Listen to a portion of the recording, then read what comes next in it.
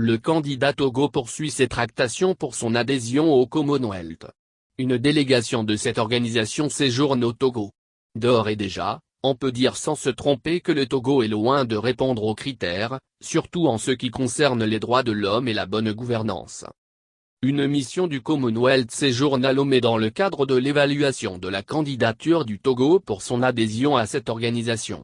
La délégation a à son agenda de nombreuses rencontres avec toutes les composantes de la nation, notamment les institutions de la République, le corps diplomatique des États membres de Commonwealth, la société civile, les médias et les partis politiques. Mardi, une rencontre à huis clos a eu lieu avec les membres de la Haute Autorité de l'Audiovisuel et de la Communication, A.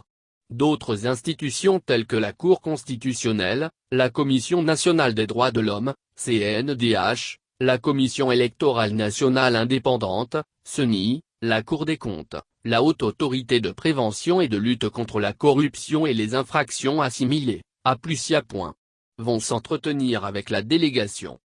Cette mission du Commonwealth est la troisième du genre après celle de 2014 et 2017. Certainement, du côté du pouvoir, on croise les doigts pour que ce soit la dernière. Un vœu pieux quand on connaît la situation socio-politique du pays. Déjà, pour adhérer à cette organisation d'obédience britannique, il faut remplir certaines conditions qui n'existent pas encore au Togo. L'un des critères les plus importants est d'accepter les principes énoncés dans la charte de l'organisation. Parmi ces principes, la démocratie, le respect des droits de l'homme, la bonne gouvernance, la liberté d'expression, la séparation des pouvoirs, etc. Sur ces deux tableaux, le Togo a du souci à se faire.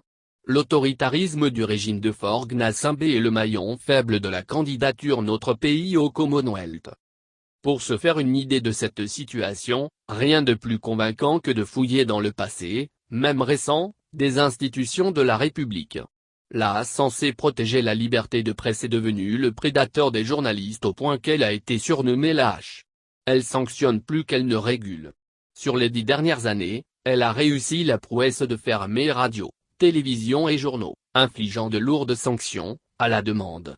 Notre journal en a fait l'amère expérience en avril 2020 pour avoir écrit un article critique sur l'ambassadeur de France d'alors qui a saisi l'autorité pour se plaindre et indiquer la sanction à appliquer. La CENI symbolise à elle seule les catastrophes démocratiques que connaît le Togo. Depuis le parti unique jusqu'à la dernière élection présidentielle, le vainqueur est toujours connu d'avance. En organisant les élections, le régime en place s'assure de toujours les remporter, peu importe ce qui ressort des urnes. Pour le pouvoir, on n'organise pas une élection pour la perdre, même s'il faut passer dans le sang de ses concitoyens. Côté finance, la Cour des comptes est silencieuse depuis des années. Quant à la APLUSIA, elle n'a jamais fait peur aux corrompus. Depuis son installation, sa grande réalisation se résume à des excuses publiques présentées à la suite de la publication d'un rapport accablant pour magistrats, ministres et forces de l'ordre. Pour couronner tout ce marécage qui empêche toute initiative démocratique, un régime cinquantenaire des Gnassingbé. En effet, cela fait déjà 54 ans qu'une seule famille règne sur le Togo, et de la pire des manières. La corruption y est galopante, les violations des droits de l'homme une habitude, la privatisation des sociétés d'État un mode, dans un contexte de paupérisation avancée des populations. Alors que le pays fait des pieds et des mains pour adhérer au Commonwealth, rien ne se passe sur le plan des réformes constitutionnelles et institutionnelles tendant à mettre le pays sur les rails de la démocratie. Il reste encore un long parcours au Togo pour satisfaire aux critères d'adhésion au Commonwealth.